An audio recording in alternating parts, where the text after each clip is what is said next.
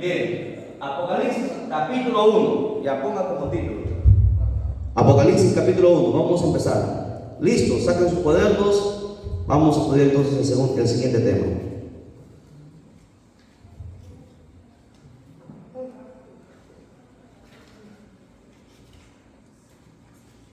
Ya. Ahí he puesto una definición de lo que es Apocalipsis. La palabra Apocalipsis significa revelación, que significa quitar el velo.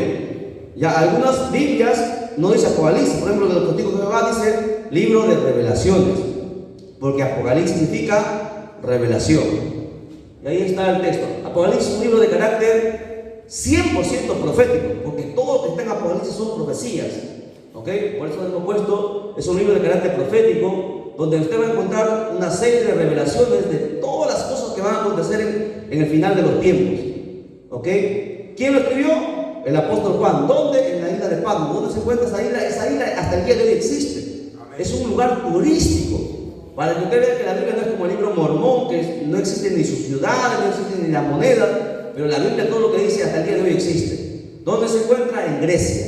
En Grecia está la isla de Patmos y es un lugar turístico donde va gente muy pudiente. ¿Ya? Ese lugar existe. Antes era una cárcel donde la gente moría. Iban ahí los esclavos a morir.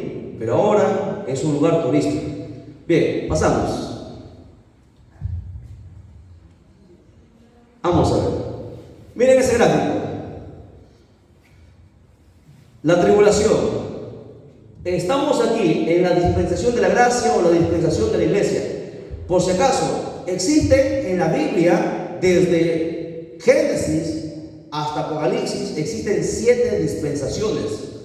Eso también es un estudio que debemos hacer. ¿Saben cuáles son las 7 dispensaciones? ¿Y en qué dispensación nos encontramos? Es un tema que también nosotros deberíamos saber. Tenemos un año y ya debemos saber sobre las dispensaciones. Son cosas que están en la Biblia que es fundamental que nosotros estudiemos. Estamos en la dispensación de la iglesia.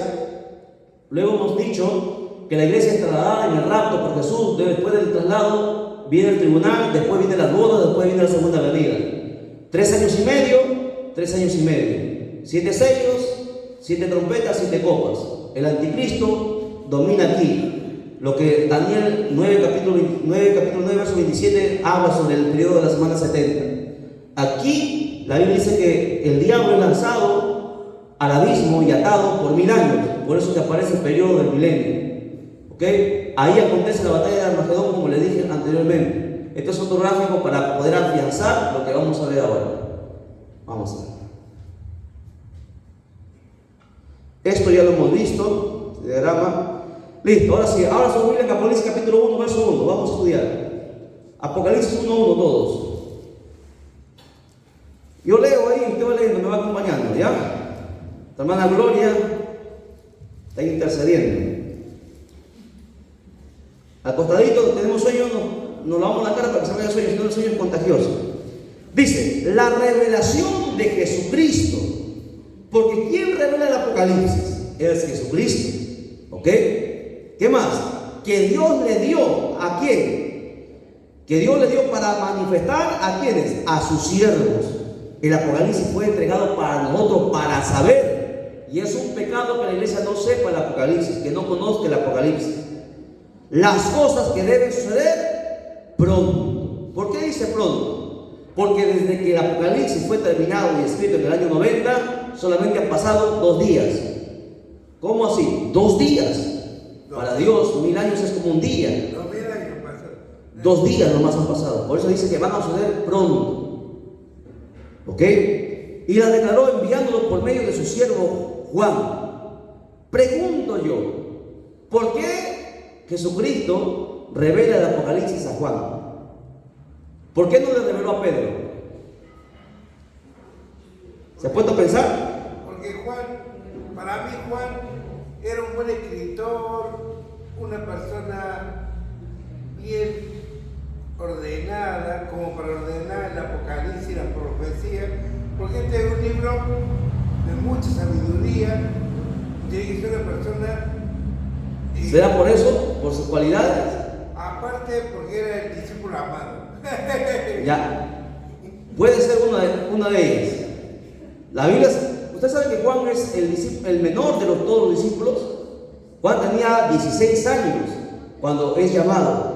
Era el menor de todos ellos. Dice la Biblia que él se recostaba en el pecho de Jesús. Lo han leído, ¿no? Eso está en los evangelios.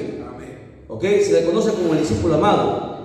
Era el menor de todos ellos. Ahora, ¿pero por qué a Juan? En la Biblia, no sé si usted recuerda al hermano Josué, a ver, busque el pasaje por ahí, si lo recuerda. Cuando Jesús le llama a Pedro para que converse con Pedro, y Juan se apega a Jesús, y Pedro se molesta, y Pedro le dice a Jesús: Señor, ¿y este qué? Y Jesús le dice: no te importe a ti si yo quiero que él quede hasta que yo venga. ¿Se acuerdan? Eso búsquenlo en la Biblia. Eso está ahí.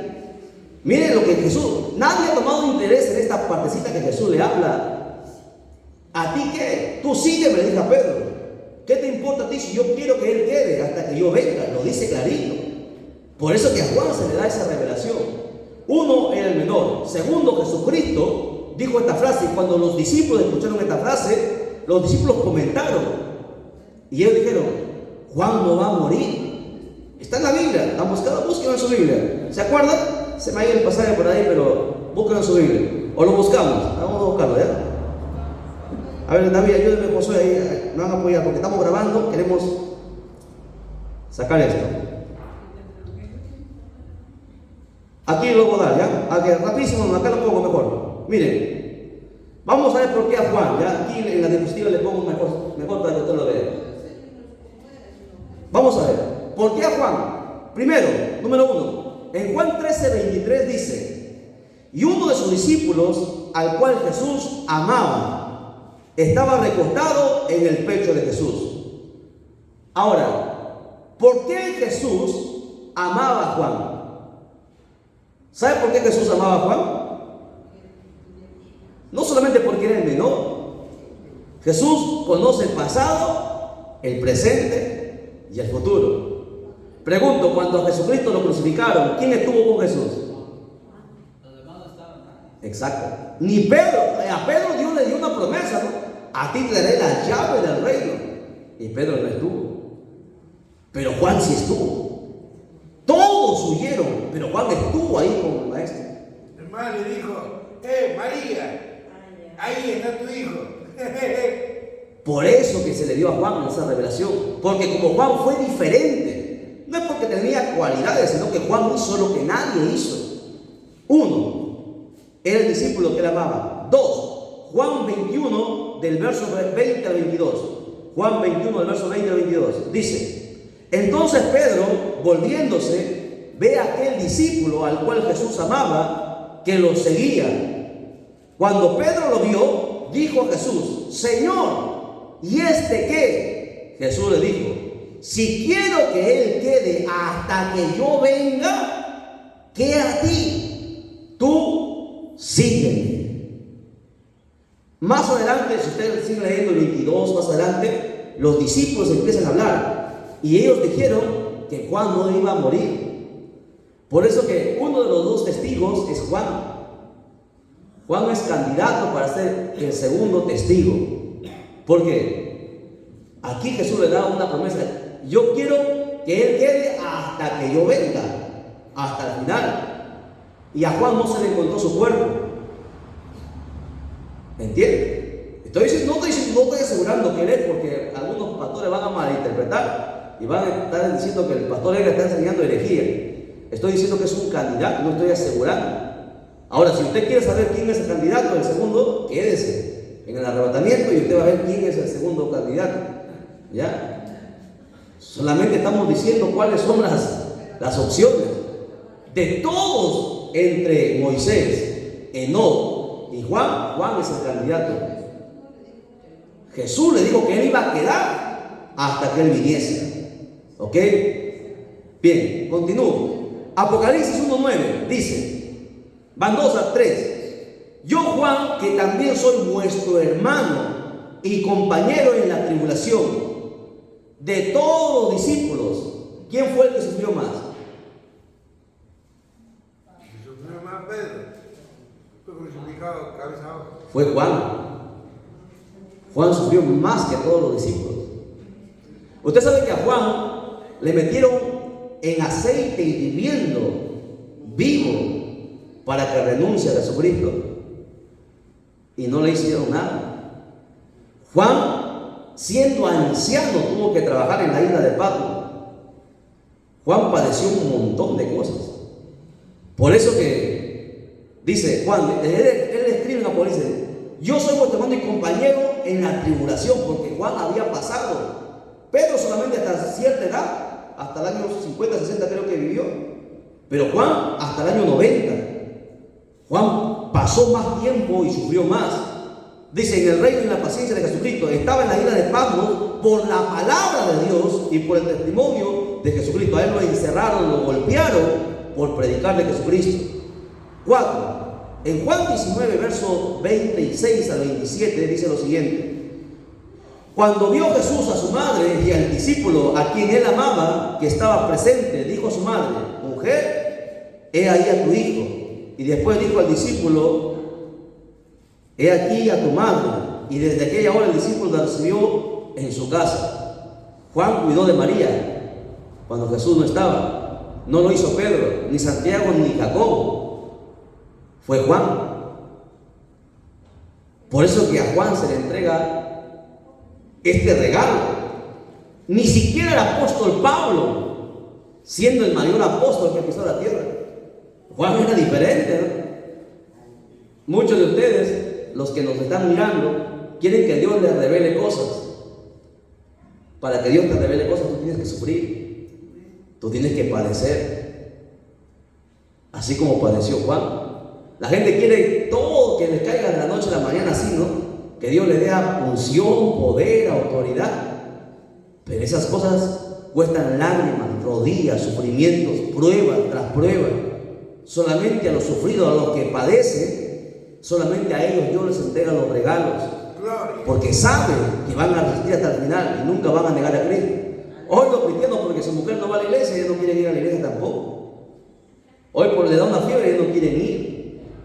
No tienen dinero, ellos no quieren ir a la iglesia. Por cualquier cosa ellos no quieren. No saben qué es padecer por Cristo. Juan era distinto. Él padeció. Por eso que Dios le entregó el regalo de la revelación para toda la iglesia. Dice el verso 2: Juan, que ha dado testimonio de la palabra de Dios. Para empezar, Juan no era un mudo. Hoy hay cristianos mudos en la iglesia. Cantan en las cuatro paredes, elevan su voz hasta el cielo, pero en la calle no le predican a nadie. ¿Sí o no? ¿Cuántos cristianos hay así?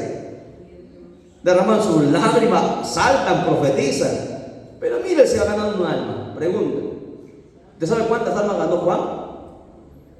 Toda su vida, por 90 años, predicó el evangelio, y por esos 90 años fue cárcel tras cárcel, perseguido, botado de un lugar para otro, echado aceite hirviendo. ¿Usted sabe qué es el aceite hirviendo? Y no negó a Jesús. No contento con eso, lo instalaron en una isla donde no había escapatoria, donde tenía que morir ahí, y hacía trabajos de joven, tenía que cargar, pasaba días sin comer, castigado. Los soldados les golpeaban a morir. No era, esto no es para cualquiera, es que el evangelio no es para cualquiera, ¿no? ¿Sí o no, hermano Josué? La gente quiere ser pastor, pero no sabe que el peso que uno va a tener que soportarse, ¿no? Esto no es para cualquiera, hermano. Fácil, como digo, fácil es ser ingeniero, fácil es ser doctor. Ser cristiano es lo más difícil que existe. Aquí lo vemos, ¿no? Él ha dado testimonio de la palabra de Dios. Juan nunca dejó de predicar, con su dolor seguía predicando. Por eso se le concedió este regalo. Y del testimonio de Jesucristo y todas las cosas que ha visto. Continuamos. Verso 3. ¿Están conmigo, no? Verso 3. Estamos verso a verso, vamos a estudiar. Bienaventurado el que lee. A ver, ¿quiénes han leído? ¿Quiénes leen la Biblia todos los días? Amén. Todos los días. Allá se bajaron los amén. Porque a la gente no le gusta leer ahora. No le gusta leer. Leen en la iglesia. Y esto es. Pero la Biblia dice bienaventurado. Bienaventurado significa 3 veces feliz. O bonanza constante. Aquel que lee. Usted sabe que el que lee, hermanos, sale de la ignorancia. en el mundo. El que lee, hermanos, en la iglesia, el que lee la Biblia, tiene sabiduría. Por eso dice la Biblia: bienaventurado el que lee y también los que oyen las palabras de esta profecía. Y no solamente se trata de leer ni de oír, porque la gente dice: no, yo leo, yo oigo. Pero ¿de qué te vale de que tú leas y que tú escuches la palabra cuando el pastor predica, si tú no guardas la palabra? Porque ahí dice: ¿quién es bienaventurado? El que lee, el que oye y el que la guarda. Algunos se han quedado solamente en las primeras dos. Les faltó la última parte. Para que Dios te regale la bienaventuranza, para que Dios te conceda las bendiciones, hay que guardar la palabra. ¿Qué significa guardar la palabra? Hay que vivir la palabra. Y no cualquiera lo hace. Hay gente que se sabe la Biblia al revés y al derecho, lo sabe de memoria. Hay gente que recita un salmo completito, de memoria. Parece trabalengua. Pero vaya a preguntar a ver si vive la palabra. No guardan la palabra, no viven la palabra. Solamente es bienaventurado aquel que guarda, aquel que obedece la palabra, aquel que vive la palabra. Y ahí viene el por qué usted tiene problemas económicos, por qué usted se enferma, por qué tiene problemas en su hogar, con sus hijos son desobedientes, por qué no congregan, por qué le pasa esto y aquello, porque no guardamos la palabra. Porque Dios no miente, ¿sí o no? Dios no es hombre para que mienta, ni hijo de hombre para que se arrepienta. Él ha prometido bienaventuranza a tu vida cuando tú guardes la palabra. Él ha prometido bendiciones para cualquiera que guarde la palabra. No es solamente: no, es que yo estoy en la iglesia. No es suficiente. Pero yo salto. No es suficiente. Tú puedes saltar, cantar, alzar hasta el cielo si tú quieres. Pero si no guardas la palabra, está por demás. No, pero yo soy el mejor diezmador. No me interesa. Si tú no guardas la palabra, en vano son tus ofrendas, en vano son tus diezmos. Porque aquí es guardar la palabra. Y muchos tienen ese problema. Están en una iglesia, pero no guardan la palabra. O sea, no obedecen la palabra. Y la Biblia dice que más vale la obediencia que el sacrificio. Entonces vaya viendo, quiere que Dios le bendiga, quiere ser bienaventurado. ¿Quién es un bienaventurado? Aquel que siempre está feliz, aquel que siempre está gozoso. Y hoy los cristianos, hermanos, andan, hermanos, atribulados, hermanos. Vienen con su cara, o sea, todo desarmada, hermano, no saben. Ahí estoy predicando, y lo primero que cuando me dio el micrófono: ¿cómo se encuentran, hermanos? Todos bendecidos, prosperados en victoria. Y le dije: ¿de verdad están bendecidos? ¿De verdad están prosperando y están en victoria? Y a nadie habló, porque sabían lo que les iba a decir. Porque fácil es hablar, ¿sí o no? ¿Cómo puedes decir que tú estás bendecido si paras endeudado? ¿Cómo tú puedes decir que estás bendecido si tú tienes problemas económicos, si no bendices a nadie? Entonces te estás convirtiendo en un mentiroso, y un mentiroso no entrará al reino de los cielos. Pero los pastores han enseñado que hay que responder que estamos bendecidos, prosperados y en victoria. Y se han vuelto religiosos. Ayer la gente lloró, hermano, en la iglesia. Lloraron todos, porque se dieron cuenta cómo estaba su condición espiritual. Porque el espiritual lo ve todo, el espíritu lo discierne todo, hermano. Lo discierne todo, no hay nada oculto. El espíritu da testimonio de otro espíritu, donde está la paz, donde está el gozo. Entonces, estos cristianos que están en la iglesia, su cuerpo, pero su mente está en su problema, está en otro lado. Ese es el problema, por eso que no son bienaventurados. Andan frustrados. Hermano, ¿cómo estás? Ahí ¿cómo? Ahí a la costa, hermano. ¿Por qué? Porque no estás guardando la palabra. No guardas la palabra, no puede haber paz en tu corazón, no puede haber bendición en tu vida. Hay que guardar la palabra a su nombre. Ya se pusieron tristes, ¿ves? A su nombre, a su nombre. Gloria a Dios. Bien, entonces, digamos, porque el tiempo está cerca. Así que no nos descuidemos.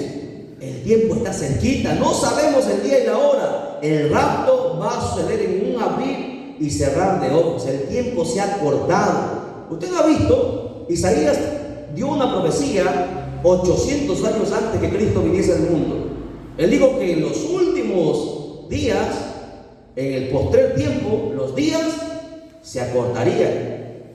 Acuérdese usted, hace 10, 20 años atrás, los que son mayores, el día duraba más, ¿no? Hacía más cosas. Ahora el tiempo se va así. Usted ni sabe, ya pasó el tiempo, porque nadie se ha dado cuenta. Y la ciencia, escuche bien, mira, lo que Isaías profetizó hace 2800 años, la ciencia ahora recién lo ha comprobado. La ciencia ha dicho, y busquen en internet, que el día, el tiempo se ha cortado por la rotación de la tierra, se ha cortado el tiempo. Por eso que rápido amanece, rápido oscurece. Recién es que la ciencia está atrasada, hermano. La Biblia está futurizada. 2800 años atrás se profetizó eso. Pero bueno, ¿qué significa bienaventurado? Bienaventurado es 3 veces feliz, bonanza constante, aquella persona que está en bendición. ¿Quién es un bienaventurado? Aquel que está bendecido, en otras palabras. Bendecido. ¿Ok? Ahora, esta palabra bienaventurado proviene de una palabra hebrea que significa, ahí como le he puesto, rodilla. ¿Por qué? Porque no puede haber bienaventuranza o bendición si no hay rodillas. Si no hay oración, ahí ustedes son inteligentes, están en la NASA, ustedes son inteligentes. Entonces vaya entendiendo, ¿quiere ser bendecido? Ore más, hable menos y ore más, porque a la gente le encanta hablar, pero vaya a ver si va a orar. Cuando uno, todo el mundo dice, no hermano, yo sí oro. ¿Sabes cómo tú sabes cuando alguien ora? Sus rodillas. Te pregunto, ¿hay callos en tus rodillas? Cuando hay callos, se demuestra que eres un hombre o una mujer de oración. Es más, la Biblia dice que no ha sangrado vuestras rodillas. Y hoy, su oración, ¿has visto la gente? 10 minutos, 30 minutos, ya no dan, más de 30 minutos no dan. Ya no saben ni qué decir. No hay costumbre de orar. Pero los cristianos antiguos, diablos que nos han precedido, 7, 8 horas de oración. Jesús mismo, toda la noche pasaba orando, Señor. Es una persona, para que sea bendecida o bienaventurada, no puede haber bienaventuranza o bendición si no hay rodillas. La rodilla, por eso, mira, y cada palabra hebrea tiene un significado, y por eso yo le he puesto ahí, la palabra bendición viene de la palabra hebrea rodilla. Si no hay oración, no hay bendición. ¿Ok? Profecía, bueno, usted ya sabe qué es profecía. Voy a avanzar, ¿ya? Porque no. A ver, ¿qué tiempo tenemos? Ya son las 3. Vamos a entrar a la cuarta. No, estoy que veo para entrar a la cuarta vigilia. Estamos en la tercera vigilia, entrando a la cuarta. Pero bueno, ya se durmieron, pues, hermano. Se han dormido. Mira, hermanita, y mire su cara. ¿Ve? Estaba japonesa, ahora está china. Ya, verso 4. Dice: Juan a las 7 iglesias que están en Asia. ¿Por qué en Asia? No quiere decir que eran las únicas iglesias que estaban en Asia, había más, pero eran las iglesias más grandes, las principales. Gracia y paz a vosotros, del que es, del que era y del que ha de venir. 3 tiempos, pasado, presente y futuro. Porque Dios no, el tiempo no contiene a Dios, Dios está fuera del tiempo. Para Él es lo mismo el pasado, el presente y el futuro. Él conoce, Él ya sabe nuestro futuro, Él conoce todas las cosas. ¿Por qué? Porque Él está fuera del tiempo. Por eso dice el que es, el que era y el que ha de venir. Y de los 7 espíritus que están delante de su trono. Como ustedes pueden ver, ahí están las 7 iglesias. Yo le he puesto cada iglesia en el mapa. Existe actualmente esos lugares. Ahí está la isla de Patmos, mira. Aquí estaban las 7 iglesias y Juan estaba aquí, ¿ve? Aquí. Nadie podía salir de esa isla. En este puntito se llama la isla de Patmos. Todo aquel que entraba nunca salía. Era condenación como cadena perpetua. Todos morían ahí.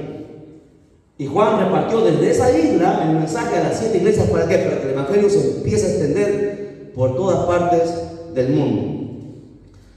Ahora, aquí quiero hablar sobre lo que les decía un momentito hace un rato. Ustedes saben que Israel llegó a ser nación, ahí le he puesto en el año 1948.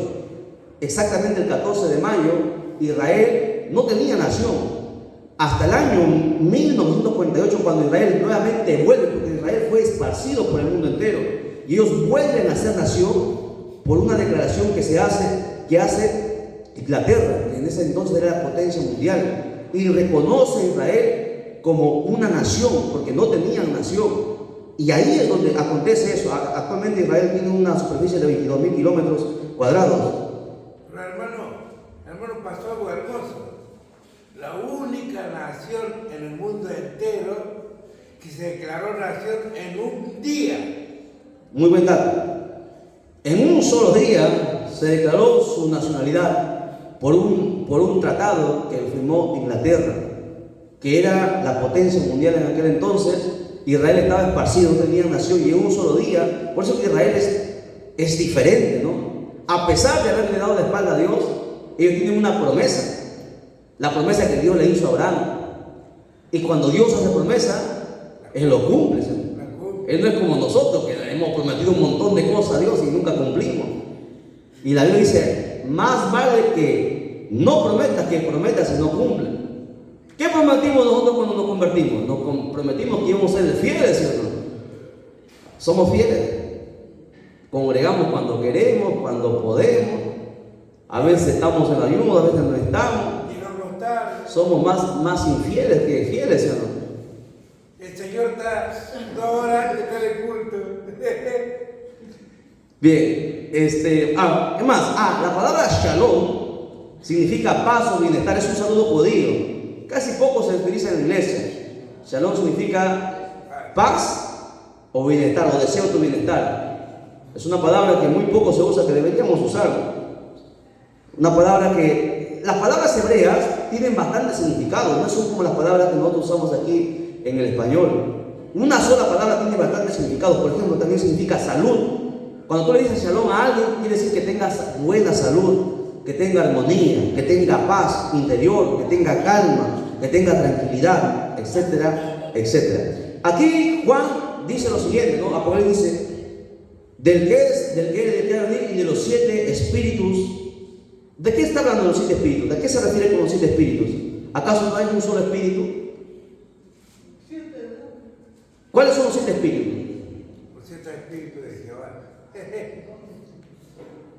¿Por qué dice 7 espíritus? A ver, hermano Linda, a ver, los agarré frío. ¿Cuáles son los 7 espíritus? ¿A las 7 iglesias? No, tampoco.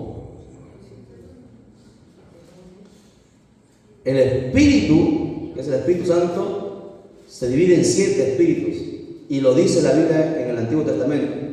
Vaya a ver, Isaías 11. Isaías 11.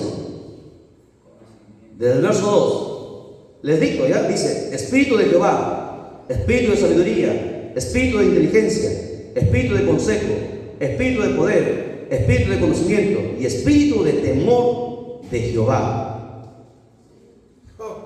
Gloria. 7 espíritus. Gloria. Todo eso tiene el Espíritu Santo. Anota nada más, Isaías 11, verso 2, ahí habla de los 7 espíritus. Nadie conoció eso. Que no leen Biblia, ¿no? Conocían el Espíritu Santo nada más, pero no hablan de los 7 espíritus. Ya, ahora presten atención acá, miren. A ver. Yo he puesto 2 mapas, este mapita y el mapa que está aquí. Pero yo quiero enfocarme, presten atención aquí adelante ya. A ver, para entender. Nosotros decimos que cada iglesia, escuchen, cada iglesia, en el capítulo 2 y en el capítulo 3 se describe las 7 iglesias. Cada iglesia tenía sus características, ¿verdad? Efesios, Mirna, el Señor les habla a cada una de ellas, tenían algunos defectos. Pregunto, ¿cuántas de las 7 iglesias, cuántas eran buenas? Filadelfia. Una. ¿Una nada más? Guardó la palabra. ¿Cuántas iglesias buenas y cuántas iglesias malas? ¿Cuántas iglesias estaban bien y cuántas iglesias estaban mal? Había 3 que estaban bien y 4 que estaban mal. No, 2 estaban bien y 5 estaban mal. Sí, estaban mal. Una es Filadelfia, la iglesia fiel. ¿La otra cuál es? Les agarré. No leen Apocalipsis. Esmirna, dice nuestro hermano David. A esa iglesia no se le dijo un montón de cosas, pero no se le encuentra ningún defecto. No le hace una crítica el Señor. Lo vamos a ver, ¿ya? Ahora, pero yo quiero que ustedes entiendan algo. Quiero que se entren aquí. Miren, la iglesia de Efeso es la primera que se nombra. Hay un orden, ¿ah? Todo en la Biblia, aprenda esto. Todo en la Biblia tiene un orden. No hay nada que está en desorden. Todo tiene un orden. Cada una de estas iglesias tiene su... Presten atención aquí, si ustedes están conversando no van a entender. Quiero enfatizar esto. Cada iglesia, había más iglesias, pero Jesucristo menciona estas 7 iglesias. ¿Por qué? Porque tenía una enseñanza. Cada iglesia tenía sus propias cualidades, sus propios defectos, pero cada una de estas iglesias abarcaba un tiempo en la historia. Y la primera iglesia que describe Apocalipsis capítulo 2 es la iglesia de Efeso. La iglesia de Efeso aproximadamente empezó ¿en qué año? Miren aquí, a ver, miren el mapa. ¿Se ve? Aquí. ¿No se ve? Muy chiquito. ¿Cuándo empezó la iglesia? ¿En qué año empezó la iglesia? Cuando muere Jesucristo y empiezan a perseguir a los apóstoles. No, la iglesia, ¿cuándo empieza? ¿Cuándo fue formada la iglesia? ¿En qué año? En el día de Pentecostés, ¿no es? La iglesia, ¿en qué año fue formada? Manalís.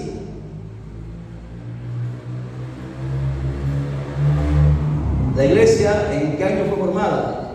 En el año 30, cuando Jesús empieza su ministerio y llama a los 12. En el año 30 la iglesia se crea. En el año 30, cuando Jesús empieza su ministerio. 3 años y medio estuvo Jesús con ellos y partió. ¿Ok? Ahora, la iglesia de Efeso se considera desde el año 31, o sea, después que Jesucristo la funda, hasta aproximadamente el año 100. Son la iglesia considerada como la iglesia de los mártires, porque a todos ellos los mataron. Hasta esa fecha, ¿por qué decimos hasta el año 100? Porque hasta esa fecha estuvieron los emperadores romanos persiguiéndolos y matándolos. Por eso se considera como la iglesia de los mártires. Y la iglesia, esa iglesia de Efeso, dura aproximadamente ese periodo. Del año 100 hasta el año 313 se conoce como el periodo de la iglesia de Esmirna. ¿Por qué? Porque en el año 313 aparece un alto, aparece la iglesia católica con Constantino el Grande, donde él detiene la persecución a la iglesia. Por eso que a la iglesia de Esmirna se le da ciertas características. ¿Cuándo? Cuando se forma la iglesia universal, la iglesia católica. Luego, desde el año 313 hasta el 538, se considera el periodo de la iglesia de Pérgamo. Del 38 hasta el 1517, la iglesia de Tiatira. ¿Por qué hasta esa fecha? Porque ahí aparece Martín Lutero con el protestantismo, los protestantes, de donde viene la iglesia evangélica, los protestantes. Después del año 1517 hasta el 798, la iglesia de Sardis, la iglesia de Filadelfia, y la última periodo del año 1844 son aproximaciones hasta nuestra fecha, hasta cuando sea el arrebatamiento. Hasta ahí dura el periodo de la iglesia de la Odisea. ¿Por qué? Porque las características de la iglesia de la Odisea se aparecen a este tiempo. Una iglesia liberal, mundana, una iglesia con poco amor, una iglesia que ha perdido la pasión, el fuego, etcétera, etcétera. Entonces es importante que nosotros meditemos en cada uno de estos periodos, como lo vamos a estudiar más adelante. Bien, voy a avanzar, ¿ya? Me avisan si se cansan, paramos. 7 espíritus, sigan, si están durmiendo, ¿qué voy a hacer? Están durmiendo, atrás, que se duermen.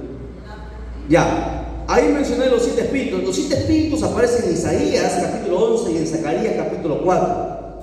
No voy a entrar en detalle en ellos porque ya los voy a cansar. Quiero avanzar. Verso 5, estamos en Apocalipsis 1:5. Dice: y de Jesucristo, el testigo fiel. ¿Por qué se considera a Jesucristo como el testigo fiel?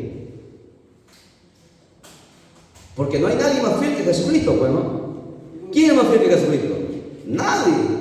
No, Él fue hasta la muerte.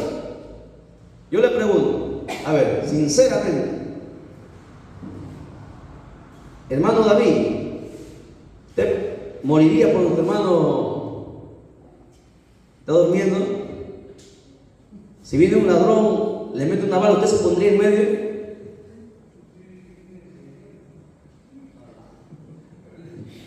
que le metan la bala. Y somos hermanos, ¿sí o no? Pero Jesucristo fue a la muerte por nosotros. Nosotros decimos que somos hermanos, pero el momento, ¿sí o no? Primero es tu vida, ¿sí o no? Pero el fiel no, el fiel dio su vida por nosotros. Por eso se le considera el testigo fiel. No hay nadie más fiel como él. ¿Por qué se habla como el testigo fiel? Porque la fidelidad es uno de los elementos más escasos de un cristiano. Somos fieles hasta cuando nos conviene. Cuando ya no nos conviene, ya no. Ese es el problema de muchos cristianos. En el mundo, donde hay muchas mentiras que nos rodean y tantas cosas, todo el mundo quiere saber la verdad es Jesucristo. Pero fidelidad es lo que más se necesita. Bien, ¿qué más? Dice, el primogénito de los muertos. ¿Por qué se habla que Jesucristo es el primogénito de los muertos? A ver, pregunta, ¿quién? Antes de Jesucristo, ¿había habido alguien que había venido de la muerte? Nadie. Porque la Biblia dice que Jesucristo es el primogénito. Primogénito es el primero. ¿Sí o no? El único. No, primogénito no es el único, es el primero. Primogénito significa primero. El primero. Pero yo les voy a demostrar por la Biblia que Jesucristo no fue el primero que vino de la muerte. Antes de Lázaro. ¿Quién más? Mira, Lázaro. ¿Quién más? La hija de Jairo. ¿Quién más? ¿Quién más? La hija de la viuda, Zareta, ¿no? Eso está en la Biblia, lo voy a dar, ¿ya? Mira, aquí yo también le he puesto para que ustedes vean. En Primera de Reyes, capítulo 17, verso del 8 en adelante, habla del hijo de la Sunamita. Él fue el primero en volver a la vida, como el profeta Eliseo. ¿Ok? En Segunda de Reyes, capítulo 4, verso del 8 al 37, también el muerto que tocó los huesos de Eliseo. ¿Se acuerdan cuando le iban a enterrar a un joven que se había muerto? Y vinieron unos ladrones, soltaron la caja y el muerto tocó los huesos de Eliseo que estaba muerto y volvió a la vida. También vino de la muerte. Y un montón, el hijo de la viuda de Naín, el hijo de Jairo. Es más, cuando Jesucristo murió, dice la Biblia que los sepulcros fueron abiertos y 500 se levantaron de la muerte. Entonces, Tabita, entonces ¿por qué dice que Jesucristo es el primogénito de los muertos? ¿De qué muertos se está hablando? ¿De los muertos físicos? ¿De las muertes espirituales? Todos los que habían muerto antes de Jesucristo se volvieron a morir. ¿Sí o no? Resucitaron, pero volvieron a morir. Jesucristo resucitó y nunca más volvió a morir. Por eso. El único resucitado que nunca murió ni morirá. Ha habido muchos famosos. Los Rolling Stones, los Beatles, John Lennon, pero el único por siempre es Jesucristo. ¿Por qué? Porque es espiritual. Miren, hermanos, aquí vamos a rescatar algunos. Presten atención, fuera de bromas, presten atención, estamos grabando. A ver, primero, Jesucristo, las cualidades de Jesucristo, fiel. Si tú eres cristiano, si tú eres un hijo de Dios, tienes que ser fiel. No puedes decir que eres un hijo de Dios si tú no eres fiel. ¿Quién es un fiel? Aquel que no falta a los ayunos, aquel que no falta a las vigilias, aquel que siempre está congregando, aquel que a pesar de sus problemas continúa adelante. Fiel en sus ofrendas, en sus diezmos. Diezmos. Hasta en los diezmos somos infieles, hermano. Le roban a Dios, hermano. Y no menciono otras cosas por aquí. Característica de un cristiano: fidelidad. Nadie puede decir que es cristiano si no es fiel. Para empezar, Jesucristo nos enseñó el ejemplo: fiel. Segundo, el primogénito de los muertos. ¿Por qué? Porque es el único que nunca volvió a morir. Resucitó y nunca volvió a morir. Los demás sí volvieron a morir. ¿Qué más? Soberano, dice ahí. El soberano de los reyes de la tierra. ¿Quién es soberano? Soberano es aquel que gobierna y hace su voluntad, hace su potestad, lo que a él se le venga en gana. ¿Por qué? Porque tiene el control de todas las cosas y no hay nadie como Jesucristo. ¿Por qué? Porque Él es el dueño del universo.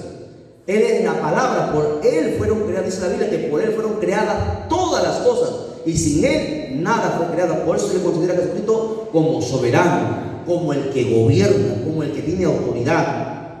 ¿Ve las características que Juan menciona? Tienen un significado, no están ahí solamente para adornar, y ese significado deberíamos nosotros meditarlo. ¿Para qué me sirve decir que Jesucristo es soberano? Para que los satanistas, los brujos, los hechiceros entiendan que el diablo jamás será soberano, jamás. Jesucristo es el dueño no solamente del mundo, es el dueño del universo. Él hace y deshace. No hay nadie como Él. Él tiene el control de todo. Y estas características Juan lo pone ahí para enseñarnos a nosotros como iglesia a quién nosotros estamos sirviendo. Dice, al que nos amó. ¿Nos amó? ¿Cuándo nos amó? Antes que te formases en el vientre de tu madre. Amén. Ya te conocía y te amó. Amén. ¿Lo entiendes? Es más, antes de la fundación del mundo, dice, Él ya nos había predestinado. Gloria a Dios. Yo no entiendo cómo puede ser posible que un esposo o una esposa prefiera a su esposo o esposa antes que a Jesucristo, o ponen a sus hijos antes que a Jesucristo. Eso no puede ser posible. Él debe ser tu primer amor. ¿Lo entiende? Si uno no quiere caminar, usted tiene que continuar. Porque el primer mandamiento es: amarás al Señor con todo tu corazón, con toda tu alma, con toda tu mente y con todas tus fuerzas. Recuerda, Él te va a amar más que tu esposa, más que tu esposo. Ni tu madre te va a amar como Jesucristo. Amén. ¿Por qué decimos eso? Porque tu madre jamás podría resistir lo que Jesucristo sufrió por nosotros. Al primer clavo tu madre saldría corriendo, pero Jesucristo resucitó. Jesucristo resistió. Cada látigo que Él recibió lo despellejaba, le quebrantaba sus huesos. Por eso dice la Biblia que Él fue molido por nuestras transgresiones. Él resistió como hombre, sufrió el dolor. Ninguno de nosotros de aquí, ni David que trabaja en construcción, podría soportar el dolor que Jesucristo sufrió. Isaías es claro, molido fue. Sus huesos fueron rotos, quebrados, su carne salió. Lo que vemos en la pasión de Cristo no es nada para lo que realmente pasó. Cada látigo soportó el dolor por nosotros. Por eso que no hay nadie que te ame como Él. ¿Qué más? Nos lavó nuestros pecados con su sangre. ¿Ves las características que Juan está hablando de Jesucristo? Por eso es que lo servimos. ¿Por qué? Porque la única manera de borrar el pecado es a través de la sangre de Cristo. Es la única forma. Y esa sangre sigue latente hasta el día de hoy, cada día, para quitar la inmundicia del pecado. Verso 6. Hermano, ese látigo no era un látigo común, tenía un garfio. Era un látigo romano. El látigo romano tenía puntas de metal en las puntas para poder despejar la piel del ser humano. Sacaba carne y sangre, era algo así. Por eso dice que Él fue molido. Isaías 800 años antes profetiza eso, ¿no? Que Él sería molido por nosotros. Verso 6, Apocalipsis 1:6. Y nos hizo reyes y sacerdotes para Dios. Ahora, pregunto, ¿por qué dice la Biblia que somos reyes y sacerdotes?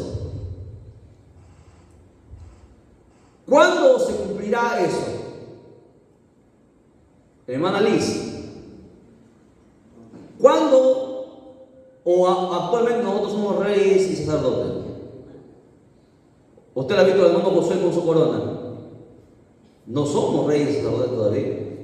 ¿Cuándo va a acontecer eso que se cumpla? Somos reyes y sacerdotes. ¿Cuándo? Cuando vengamos con Cristo. En el milenio.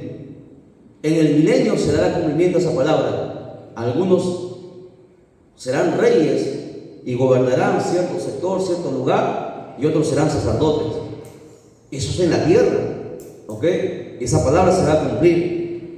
Jesús declaró a sus discípulos sobre las posiciones de liderazgo. Ahora, recuerde que un líder es llamado para servir.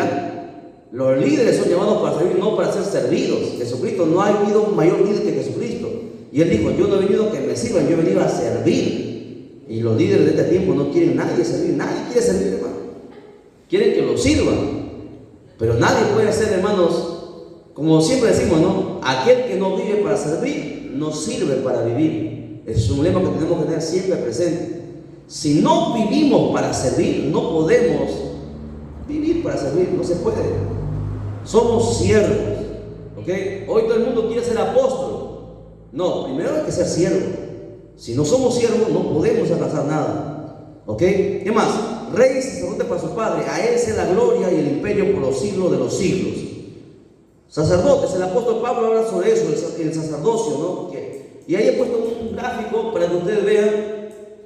Antiguamente, esta era la tienda que levantaban los israelitas. Estaba compuesta de 3 partes. El atrio, que era la parte exterior, luego estaba el lugar santo donde entraban los sacerdotes, y más arriba estaba el lugar santísimo, donde solamente entraba el sumo sacerdote una vez al año. ¿Para qué? Para ofrecer expiación por los pecados de Israel. Y el sacerdote, cuando subía, cuando entraba al lugar santísimo, tenía que estar puro, santo, porque Dios podía matarlo dentro. Por eso que los sumos sacerdotes andaban, cuando ellos entraban al lugar santo, se amarraban una cuerda en la cintura. ¿Para qué? Para que si moría en el lugar santísimo, lo puedan jalar, porque nadie podía pasar al lugar santísimo. Y es más, ellos andaban en sus pies con una campanita, que cada vez que paso que daba, sonaba tirilín, tirilín. Eso demostraba a los sacerdotes que todavía estaba vivo. Cada vez que sonaban las campanitas, les hacía entender a los sacerdotes que el sumo sacerdote estaba entrando al lugar santísimo. Si ya no se movía esa campanita, no había sonido, lo sacaban. ¿Por qué? Porque Dios le había hallado impuro. Bueno, eso es una historia que tenemos que verlo en el Antiguo Testamento y leer la Biblia. Pero bueno, avanzamos. Verso 7. He aquí que viene con las nubes y todo ojo lo verá. ¿Cómo es que todo ojo lo verá? ¿A qué se refiere con eso?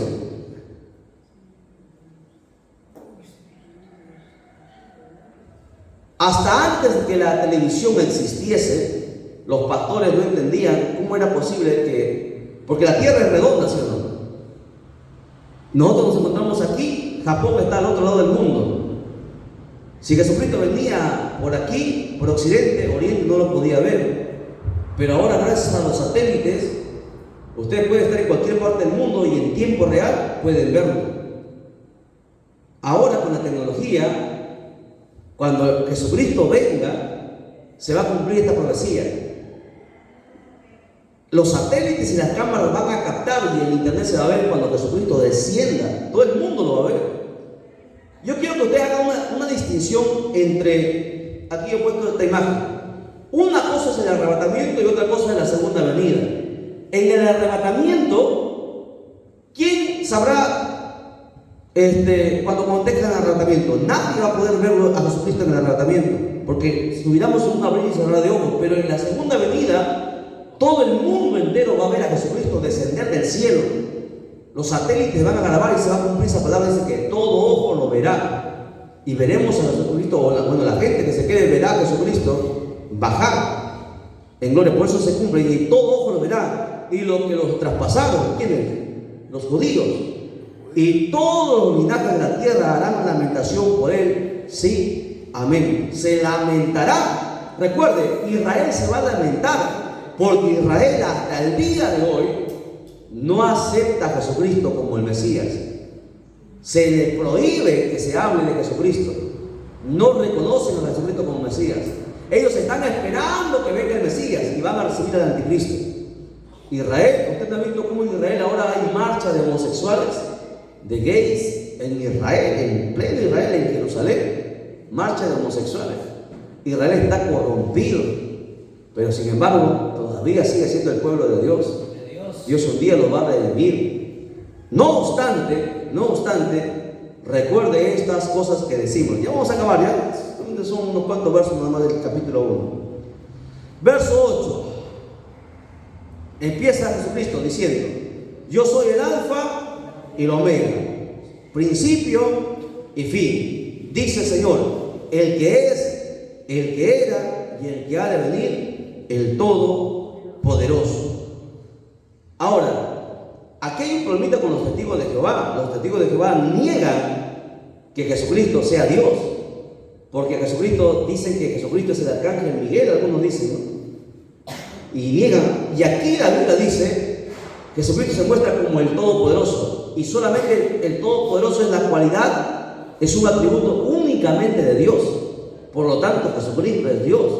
Entonces los testigos de Jehová tienen un problema con este versículo, porque aquí en este verso 8 se muestra, y aquí está hablando de Jesucristo, y le preguntaron a un testigo de Jehová, ¿de quién están hablando aquí? ¿Quién es el Alfa y el Omega? ¿Es el Padre? No, es el Hijo. Y aquí dice que el Alfa y el Omega es el Todopoderoso, por lo tanto Jesucristo es Dios. Entonces queda descartado que Jesucristo es el arcángel Miguel, que Jesucristo no es Dios. Jesucristo aquí se muestra como el Todopoderoso, que significa el omnipotente, que tiene todo el poder. Y las características de Jesucristo es omnipresente, o sea que está en todo lugar, y eso lo dice Mateo 18:20 y Mateo 28:20, que está en todo lugar al mismo tiempo. Jesucristo actuando como Dios. Ya no lo leo porque están con sueño. El omnisciente, el que todo lo conoce. Juan capítulo 16, verso 16 al 30, verso 30. Juan 21:17 y Apocalipsis 2:23. Habla Jesucristo como el omnisciente, que todo lo conoce, que todo lo sabe. Y el omnipotente, en Filipenses 3:21 y Hebreos 1:3, se habla que Jesucristo tiene todo el poder. No hay nadie más grande que Jesucristo. Por eso que servimos a Jesucristo hasta la muerte, hasta el final de los tiempos. La palabra yo soy aparece 272 veces en toda la Biblia. A ver, Jesucristo dijo yo soy. A ver, díganme algunos yo soy que Jesucristo dijo. Yo soy la puerta. ¿Qué más? Yo soy el camino. Yo soy la verdad. Yo soy la vida. ¿Qué más? Yo soy el pan de vida. Yo soy la puerta. ¿Qué más? La luz del mundo. ¿La luz del mundo es Jesucristo? ¿Quién es la luz del mundo? Jesucristo. ¿Sí? ¿O la iglesia? Primeramente, pues Jesucristo. Después que Jesucristo, en el Antiguo Testamento, cuando se le pregunta el nombre a Dios, Moisés le dice, ¿y quién digo que me ha enviado? No le dio un nombre, le dijo, yo soy. Yo soy, por eso se considera como el yo soy, el gran yo soy. Y en el Nuevo Testamento, cuando Jesucristo aparece y él dice, yo soy el buen pastor, yo soy la puerta. Por eso que los judíos lo odiaban, porque decían que Jesucristo se atribuía a ser Dios, y Jesucristo realmente era Dios. Por eso él dice, yo soy, yo soy, yo soy. 272 veces aparece esa frasecita, yo soy, en toda la Biblia. cuando lo fueron a agarrar preso, le preguntaron y él dijo, yo soy. Si cayeron muchos de los guardias, ¿por qué? Por el poder de la palabra. Jesucristo es Dios. Nuestro hermano hacía de eso Biblia, ¿se acuerdan? Bien, verso 9, la visión del Hijo del Hombre. Dice, yo Juan, vuestro hermano. No dice el apóstol, porque hoy todo el mundo quiere ser apóstol. Mira cómo dice, yo vuestro hermano, y compartícipe vuestro en la tribulación y en el reino y en la paciencia de Jesucristo. Estaba en la isla llamada Patmos por causa de la palabra de Dios y del testimonio de Jesucristo. Bueno, esto ya hemos hablado, pasamos al verso 10. Yo estaba en el Espíritu. Un cristiano tiene que estar en el Espíritu siempre.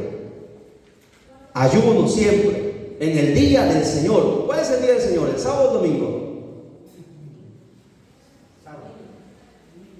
El sábado, domingo, aquí no creo. El domingo. Hay un debate hasta el día de hoy, la gente se pelea por cuál es el día del Señor. Para los judíos, El sábado para los judíos es el día que Dios descansó, llamado el Sabbat. Pero el día del Señor, todos los días. Como Jesucristo dijo, no, yo mi Padre trabajo, todos los días Él trabaja. Algunos dicen que es el domingo. El domingo se considera como el día del Señor. ¿Por qué? Porque Jesucristo resucitó un domingo, el primer día de la semana. El primer día de la semana es el domingo. Y hay un debate y nosotros no estamos para pelear por cosas que no tienen importancia. A las finales, Él es el dueño de todos los días, ¿verdad? Aprenda siempre eso. No estamos aquí para estar contendiendo en cosas. Bien, dice, yo estaba en el Espíritu en el día del Señor y oí detrás de mí una gran voz como de trompeta. He puesto una imagen, ahí está Juan, suponemos ahí, Jesucristo nunca se ve el rostro, nunca se ve, y dice que escuchó una gran voz como de trompeta. Y mire, aquí vamos a aprender algo interesante. Cuando Jesucristo trata a una persona, usted no ha visto cuando hoy los falsos apóstoles, cuando ponen las manos y te empujan para que la gente se caiga para decir que tienen poder, ellos se empujan para atrás. Todo aquel que ha tenido un encuentro con el Señor, con Dios, nunca ha caído para atrás, jamás. Siempre ha caído para adelante, postrado de rodillas delante de Dios. ¿Okay? Juan cayó de postrado de rodillas, Daniel cayó postrado de rodillas, todos hacia adelante. Distinto al espíritu que hoy se mueve de confusión, ¿no? Hoy la gente hasta te empujan, he visto a la gente empujarte fuerte para decir que tienen poder. Imagínense, eso está pasando lamentablemente. Dice que decía: yo soy el alfa y la omega, el primero y el último. Escribe en un libro lo que ves y envíalo a las 7 iglesias que están en Asia y da el nombre de cada una de las iglesias. ¿Ok? Y recuerde aquí, esto no fue lo que Juan escribió, lo que él quiso escribir, fue Jesucristo el que le mandó, fue Dios el que mandó a Juan a escribir esto. Verso 12: y me volví para ver la voz del que hablaba conmigo, y vuelto vi 7 candeleros de oro, que simbolizan los 7 espíritus de Jehová. Y ahí he puesto el candelero como una imagen para que ustedes puedan ver los 7 espíritus de Jehová. Verso 13: y en medio de los 7 candeleros a uno semejante al Hijo del Hombre. Pregunto, ¿por qué se le dice el Hijo del Hombre? ¿Se ha puesto a preguntar? ¿Por qué siempre se le dice el Hijo del Hombre?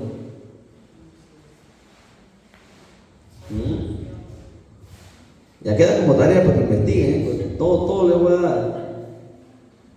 El Hijo del Hombre es un título mesiánico, ¿no? Y mostrando su humanidad, que Él vino como hombre a esta tierra. Por eso se le considera ese título mesiánico a Jesucristo como Hijo del Hombre. Dice: vestido de una ropa que llegaba hasta los pies. He marcado ahí un alto. ¿Por qué hasta los pies? Esta ropa que vestía Jesucristo es la misma ropa que siempre han usado los sumos sacerdotes y también los reyes. Sus vestiduras eran hasta abajo. En Hebreos capítulo 4, del verso 14 al 15 y Apocalipsis 19 al 16 muestra la vestimenta que usaban los reyes y los sumos sacerdotes. Jesucristo se vestía hasta los pies. Y no he visto hoy las mujeres quieren vestir hasta la rodilla. Jesucristo, siendo hombre, se cubría hasta abajo, mostrando su pudor, su castidad. Tanto varones como mujeres debemos, la Biblia dice que hay que andar de vestirse con decoro. Yo lo que es lo que menos existe, pero Jesucristo, sin embargo, cuando Él se muestra como gloria, dice que su ropa llegaba hasta los pies y tiene un significado. Aquí le vamos a enfrentar a mucha gente que dice: no, Dios, no importa cómo vistas, la vestimenta dice mucho de ti, porque la vestimenta significa cuánto tú honras a Dios, cuánto tú valoras y cuánto temor de Dios tienes en tu vida. Por eso es muy importante, por eso dice la Biblia que la mujer tiene que vestir con pudor, con decoro, para no provocar, porque luego viene el pecado. Jesucristo mismo, siendo varón, se cubrió hasta los pies. ¿Cuánto más nosotros? Por eso que alguien que dice: no, parecen monjas que visten hasta abajo. No, tiene un significado. Significa nuestra pureza, nuestra castidad delante de Dios. Solamente nosotros podemos descubrirnos delante de nuestras esposas o nuestros esposos. Bien, ¿qué más? Dice: llevaba hasta los pies y ceñido en el pecho con un cinto de oro. Ese cinto de oro era un cinto que tenía un significado, un signo que usaban siempre a veces los sumos sacerdotes o los reyes, que significaba inteligencia, significaba conocimiento, etcétera, etcétera. Y Jesucristo lo tenía, ¿no? Vamos a ver. Verso 14: su cabeza y sus cabellos eran blancos. Yo a veces me he encontrado con gente que dice que ha visto a Jesucristo, y cuando yo le pregunto: ¿cómo Jesucristo se me apareció? Y me dijeron: ¿y cómo era Jesucristo? Y le pregunté: hermano, sus cabellos eran dorados como el oro. Ah, sí. ¿Y sus ojos cómo eran? Eran azulitos, hermanos. Así. Pero así no es el Jesucristo que nosotros conocemos. Para empezar, nadie puede ver el rostro de Jesús. No, porque su rostro es resplandece como el sol. resplandece como el fuego. No puedes verlo. Y segundo, dice la Biblia que sus cabellos son blancos. Para que usted vea el espíritu de confusión, han habido muchos profetas que han visto a Jesucristo con su cabello dorado, con sus ojos azules. Era blanco, no era, Jesucristo no es negro, me dijeron, es blanco, es rubio. Es más, al anticristo y al falso profeta, Jesucristo lo va a derrotar con el furor de su rostro. Es un plan. Dígame. Yo tuve un sueño, fue un sueño que yo me soñé que era mi amigo. Y ya, Jesús era mi amigo. ya. Ya, nada más. Pero ¿vio su rostro? No, supuesto, no. No se puede ver el rostro de Jesucristo. Aquel que cuando tú escuchas a alguien que diga que ha visto su rostro, puedes ver su cuerpo, todo, pero tú no puedes ver su rostro. Porque escuchen, nada puede pasar por la palabra. O sea, algo que está fuera de la palabra ya no es real, es un espíritu de confusión, un espíritu de error. Entonces, cuando usted escucha a alguien que Jesucristo tiene cabellos dorados, que sus ojos son azules, que es santo, hay gente que dice, no, que Jesucristo se sienta conmigo, yo pongo su silla y me siento al frente y converso. La gente, hermano, a veces habla cosas sin. Y los demás se lo creen, todos se lo comen porque como no conocen la escritura, todos se lo creen. Aquel que conoce la Biblia nunca se va a dejar engañar. Y muchos falsos profetas van a usar esta. Y la Biblia dice que hay que probar los espíritus. ¿Cómo pruebo los espíritus? Por la palabra. Cuando alguien te dice algo que está fuera de la Biblia, tú sabes que ese espíritu no es de Dios. Así fácil se detecta. Cuando alguien te habla algo, no es que yo tuve un sueño, no es que el Señor se me mostró, se me apareció, tuve una visión. Está fuera de la Biblia, no es de Dios. Se le saca los máscaras. La Biblia es la base fundamental, ¿no? Para los sueños, para la profecía, para las visiones, etcétera, etcétera. Por encima de todos ellos está la palabra. Y la palabra jamás falla. Pero el apóstol Pedro decía, tenéis vosotros la palabra más segura, la cual hacéis bien en oír.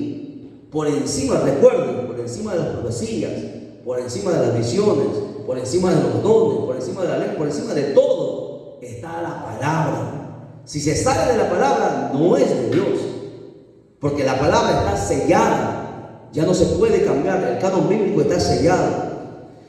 Aquí dice la Biblia que los cabellos de Jesucristo eran blancos y sus ojos eran como llamas de fuego, no eran azules, como algunos dicen. ¿Usted no ha visto cómo pintan a Jesucristo? Lo pintan hermoso, bonito en los cuadros. ¿Quién ha visto a Jesucristo? ¿Acaso Leonardo da Vinci ha visto a Jesucristo? Nadie. Por eso que la gente está engañada. La Biblia dice claramente que sus cabellos son blancos, y eso no solamente lo ha visto Juan. En Job capítulo 12, versos del 12 al 13, habla sobre ello. Proverbios 16, 31, Daniel 7, 9, habla de las características que tiene Jesucristo, que es eterno. Sus cabellos blancos se muestran. ¿Por qué se dice que Jesucristo sus cabellos son blancos? Porque muestran la eternidad. El blanco tiene un significado, y sus ojos como llamas de fuego simbolizan la ira que caerá sobre hermanos los pecadores aquí en la tierra, el furor de la ira. Porque recuerden que Dios es amor, pero también es fuego consumidor. A la gente le gusta escuchar de un Dios de amor, pero se les olvida que también Él da vida y también Él la quita cuando Él quiere. Eso se le pasa a la gente. Bien, seguimos viendo a Jesucristo. ¿Qué más? ¿Cómo era Jesucristo? Sus pies semejantes al bronce bruñido. ¿Por qué bronce bruñido? Porque, bueno, ahí le he puesto, ¿no? Indican sus pies que pisará el lugar de la ira de Dios. En Apocalipsis capítulo 19, verso 15, habla sobre eso. Tiene un significado el bronce bruñido. En esos pies habrá una gran fuerza con un poder como el fuego para poder hollar a los impíos, a los ateos, a los enemigos de Dios. El bronce es un metal que resiste al fuego, por eso que no se puede fundir. Y ahí dice que sus pies eran semejantes al bronce bruñido, refulgente como un horno, y su voz como estruendo de muchas aguas, o sea, como voz de trompeta, como voz potente, como una tempestad. Cuando Dios habla, nadie puede resistir, porque mucha gente dice, no, Dios habló, Dios no. Cuando Dios habla, cuando es Dios, nadie puede resistir. Se conoce cuando es la voz de Dios. Tú tienes que saber discernir, porque a veces el diablo también habla. El diablo se simula que es Dios y te habla y a mucha gente le ha engañado. Y el diablo a veces te va a mostrar, te va a hablar. Pero aquel que es de Dios va a saber discernir cuándo es la voz de Dios y cuándo no es la voz de Dios. Tú tienes que saber tener bien un discernimiento. Por eso que Dios nos ha dado un don, se llama el discernimiento de espíritus. Y ese don es el que menos existe, es el que más falta. Todo el mundo quiere hablar lenguas, pero el don más interesante es el discernimiento de espíritu, para saber qué es de Dios y qué no es de Dios. Porque el diablo es un imitador, se viste como ángel de luz para engañar, para confundir. 16. Tenía en su diestra, su mano derecha, 7 estrellas, y de su boca salió una espada de 2 filos, y su rostro era como el sol cuando resplandece en su fuerza. Esa espada aguda de 2 filos es la palabra de Dios. Amén. Esa espada que sale de su boca. Por ahí va a empujar todo. Gloria. Y su rostro como el sol simboliza la gloria que él tiene, por eso que no se puede ver, ¿no? En el cielo, arriba no existe el sol. En el cielo, el rostro de Cristo es el que va a resplandecer. No hay sol, recuerde eso, allá arriba en el cielo. 17. Cuando le vi, caí como muerto a sus pies. Aquí es lo que le decía, ¿no? Todo aquel que tiene un encuentro con Dios cae de rodillas, se postra delante de él, no cae para atrás. Eso no es de Dios. Y él puso su diestra sobre mí diciendo: no temas, yo soy el primero y el último. En Daniel capítulo 10 también muestra que Daniel, cuando se le presentó, él cayó a sus pies. Todos en la Biblia que han tenido un encuentro con el Señor han caído a sus pies. Nadie ha caído para atrás. Entonces ahí descubrimos a los falsos. Cuidado con eso. Mucha gente pone la mano y empuja, y ahí hay un espíritu de error. Hay mucha gente que ha ido a muchas campañas y por ahí hay algunos y pasa eso, ¿no? Y se les pasa un espíritu de error. Por eso que después se desaniman, están apagados, están confundidos. ¿Por qué? Porque ha ingresado un espíritu de error en sus cuerpos. Y muchos cristianos, miren, voy a terminar con esto. Hace un tiempo atrás se hizo una campaña grande y vino un evangelista internacional. Dice que era internacional. Y todas las iglesias iban a ir. Había un pastor que no había ni siquiera estudiado, ni siquiera la primaria había acabado. Pastor humilde, pero era un pastor que conocía a Dios. Era un pastor de oración. Entonces, cuando llegan las invitaciones, el Espíritu Santo le dice que no vayan. Y él dice: ¿sabe qué? No vamos a ir a la campaña. Y todo el mundo, pero hermano, ¿por qué? Y se levantaron por ahí murmurando en contra del pastor. Pero hermano, ¿por qué no vamos a ir? Usted es así, así. Y hay gente así, hermano, que a veces desobedece, quiere irse por encima del pastor.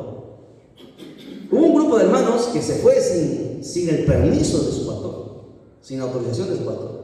Se hizo la campaña, la gente estaba ahí, el predicador predicaba bien bonito. Y una de las hermanas pasa adelante cuando el predicador hace el llamado. Y el predicador le pone la mano. Le pone la mano y él dice: cuando le pone la mano siente también un fuego, porque la gente piensa que fuego es de Dios y frío es del diablo. Ese es el pensamiento de la gente. La gente no conoce a Dios, hermano. Ella dice que sintió un fuego que entró por su cabeza y le botaron para atrás y se desmayó y perdió el conocimiento. Dios jamás trabaja así. Ella perdió el conocimiento, luego despertó cuando ya todos se habían parado, no sabe lo que había pasado. Era una mujer de oración. Era una mujer que leía su Biblia todos los días, que oraba todos los días, que iba al culto.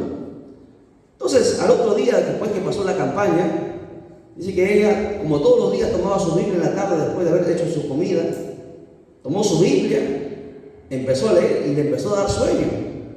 Y por primera vez, en más de 10 años, se quedó dormida y no leyó su Biblia. Al siguiente día lo mismo. El tercer día igual, le daba sueño, ya no podía leer su Biblia. Cuando llegó el cuarto día, ahí ella ya reaccionó. ¿Por qué? Porque tenía la Biblia en sus manos y de repente sus manos se movieron y botaron la Biblia, la tiraron al suelo. Sus propias manos se movieron y tiraron la Biblia.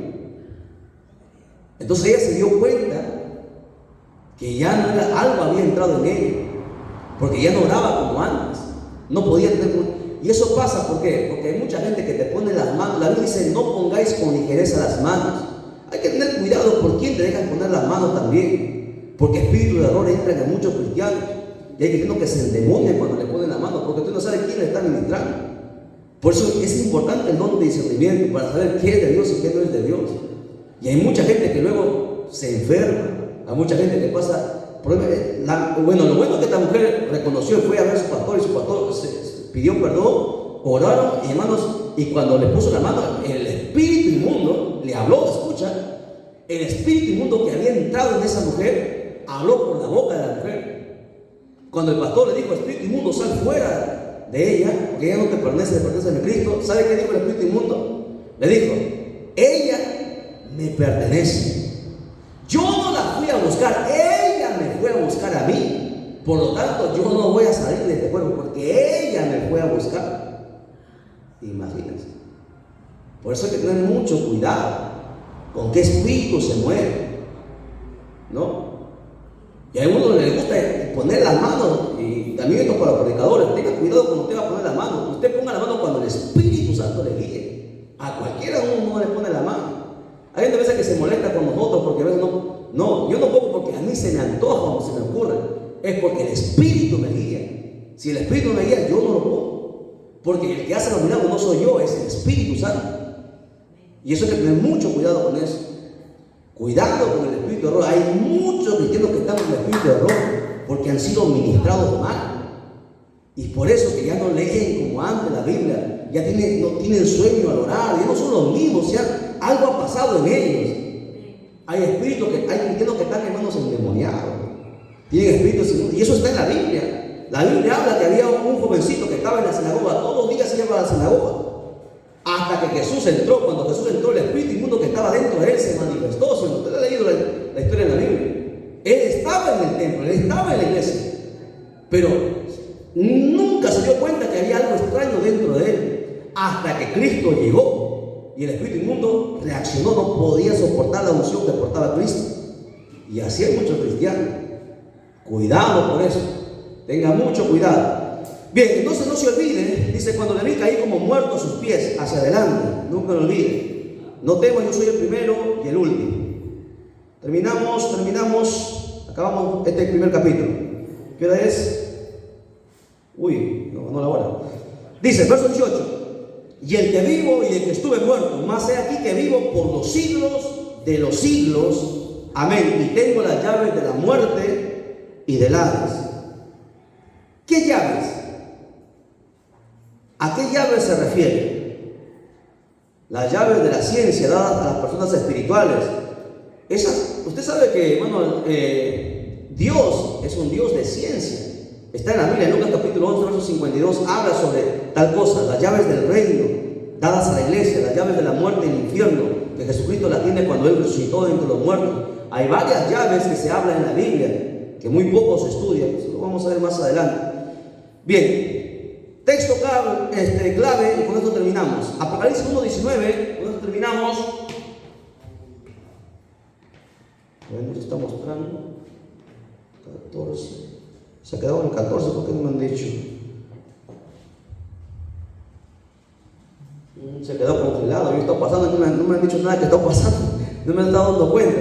Pero bueno, el verso 19, el capítulo 1, verso 19, termina con esto diciendo: las cosas que has visto, las cosas que ahora son y las cosas que vendrán después de esta. 3 periodos de tiempo, lo que vamos a estudiar en Apocalipsis. Todos los capítulos, los 22 capítulos, son las cosas que han sido, las cosas que son y las cosas que serán. De eso habla la Biblia.